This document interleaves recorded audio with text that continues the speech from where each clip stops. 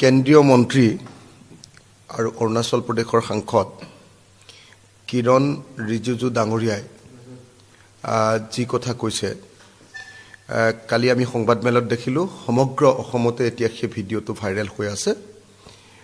তেখেতে কৈছে যে অৰুণাচল প্ৰদেশত থকা হাজং আৰু চাকমা তেনেকুৱা 5 লাখ তেনেকুৱা শৰণাৰ্থী অৰুণাচল প্ৰদেশত যোৱা 6টা দশক ধৰি বসবাস কৰি আছে, যোৱা 60টা বছৰ ধৰি তাত বসবাস কৰি আছে আৰু সেই চাকমা আৰু হাজং শৰণাৰ্থীসকলক অৰুণাচল প্ৰদেশত কোনোপধ্যে নাগৰিকত্ব প্ৰদান নকৰে বুলি হাজংসকলক আৰু চাকমাসকলক অৰুণাচল প্ৰদেশ চৰকাৰে আৰু লগতে মন্ত্ৰী কিৰণ ৰিজিজুৱে হাতজোৰ কৰি জনাই দিয়া বুলি জানিবলৈ দিছে।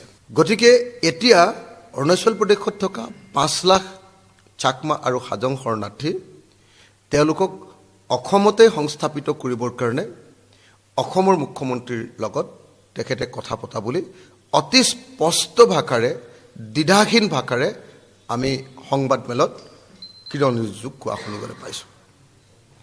কিৰণ ৰিজিজু ডাঙৰীয়াই কৈছে যে ভাৰতৰ গৃহমন্ত্ৰী অমিত শ্বাহ ডাঙৰীয়াই ইতিমধ্যে অসমৰ মুখ্যমন্ত্ৰীক নিৰ্দেশ দিছে যে অসমৰ মাটিত চাকমা আৰু হাজং শৰণাৰ্থীসকলক নাগৰিকত্ব দিয়াৰ সংস্থাপিত কৰাৰ শৰণাৰ্থী হিচাপে তেওঁলোকক মাটি বাৰী দিয়াৰ দায়িত্ব প্ৰদান কৰা হৈছে। মই আকৌ ৰিপিট কৰিছোঁ যে অৰুণাচলৰ সাংসদ আৰু মন্ত্ৰী কেন্দ্ৰীয় মন্ত্ৰী কিৰণ ৰিজিজু ডাঙৰীয়াই অতি স্পষ্ট ভাষাত সংবাদমেলত কৈছে, যিটো সমগ্ৰ অসমজুৰি এতিয়া সেই ভিডিঅ' ভাইৰেল হৈ পৰিছে। তেখেতে কৈছে যে কেন্দ্ৰীয় গৃহমন্ত্ৰী অমিত শ্বাহ ডাঙৰীয়াই অসমৰ মুখ্যমন্ত্ৰী হাজং আৰু চাকমা শৰণাৰ্থীসকলক অসমক সংস্থাপিত কৰিবৰ কাৰণে নিৰ্দেশ দিছে। তেওঁলোকে 6টা দশকৰ আগতে অৰুণাচল প্ৰদেশত প্ৰৱেশ কৰিছিলে, কিন্তু অৰুণাচল প্ৰদেশত তেওঁলোকক নাগৰিকত্ব দিয়া নহয়।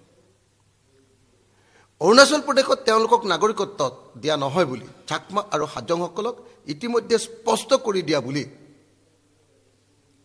কিৰণ ৰিজিজু ডাঙৰীয়াই সংবাদমেলৰ জৰিয়তে জানিবলৈ দিছে। কেৱল তেখেতসকলক তাত সংস্থাপিত নকৰে বুলি জানিবলৈ দিয়াই নহয়, লগতে কৈছে যে এই সম্পৰ্কে তেখেতে নিজেই আৰু অৰুণাচল চৰকাৰে ইতিমধ্যে অসম চৰকাৰৰ মুখ্যমন্ত্ৰী হিমন্ত বিশ্ব শৰ্মাৰ লগত আলোচনা কৰিছে যে অসমতে সেই চাকমা আৰু হাজং শৰণাৰ্থীসকলক অৰুণাচলৰ শৰণাৰ্থীসকলক ইয়াতে নাগৰিকত্ব দিব লাগে, ইয়াতে সংস্থাপিত কৰিব লাগে। অসমত যি সময়ত সমগ্ৰ অসমৰ মানুহে আন্দোলন কৰিছে, সেই সময়ত বিজেপি চৰকাৰে কাৰ জৰিয়তে বাংলাদেশীবিলাকক অসমত সংস্থাপিত কৰিবৰ কাৰণে উঠি পৰি লাগিছে। আকৌ এতিয়া বিনামেঘে বজ্ৰপাতৰ নিচিনাকে এতিয়া অৰুণাচল প্ৰদেশত থকা 5 লাখ চাকমা আৰু হাজং শৰণাৰ্থীকো এতিয়া সংস্থাপিত কৰিব বুলি খবৰ ওলাইছে।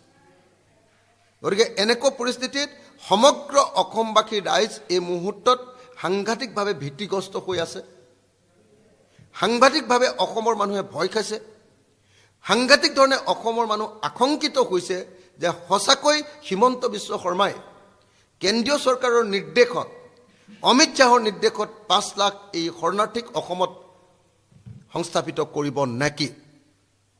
আজি ৰাইজৰ দলৰ সভাপতি হিচাপে মই অসমৰ মুখ্যমন্ত্ৰীক স্পষ্ট ভাষাৰে সুধিব খুজিছোঁ যে কিৰণ ৰিজিজুৱে কোৱা কথাটো সঁচা নে মিছা আপুনি ৰাজহুৱাকৈ অসমৰ মানুহক জনাব লাগে।